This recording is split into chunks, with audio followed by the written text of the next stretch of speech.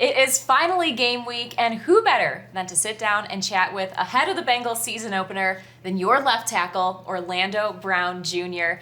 Now, Orlando, all offseason long and training camp long, we have heard how this team wants to get out to a fast start.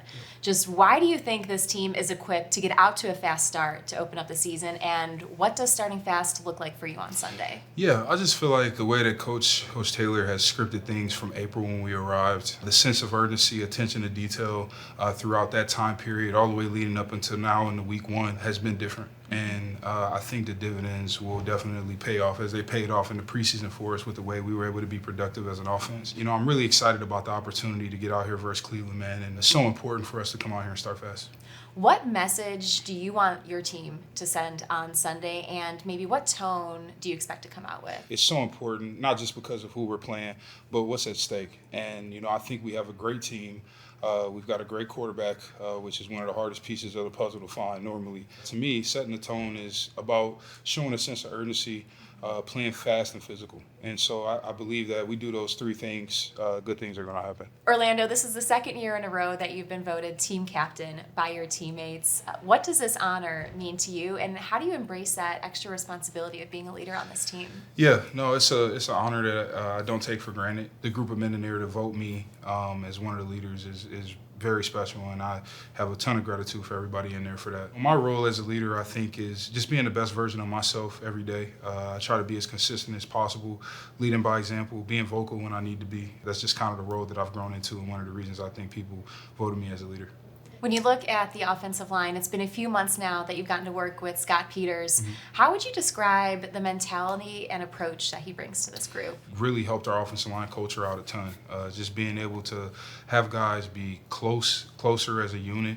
To me, you know, the unity and camaraderie that you have off the field with our unit is what's going to make our room so special. And so between guys like Ted and Lucas and Mims and, you know, even some of the practice squad guys like Seth and Andrew Coker, everybody being together and collectively having that unity is so important. And I think Scott's done a great job of creating that for us. You mentioned Ted. Now, you guys have really been anchors on that offensive line for the last few years, but a couple of new faces, one being rookie Dylan Fairchild. Yeah. What has it been like playing next to him so far, and kind of what have you seen out of the young guy? It's been awesome. I mean, I think, to me, he's so ready.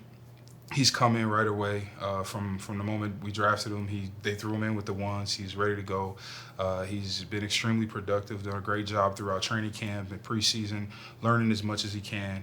He's got a ton of confidence, man, as he should head into the season. So I'm really excited for him. He is in a unique role, asking to be the guy right away, especially being a third-round pick. But I've been there before, and I think he's more than ready.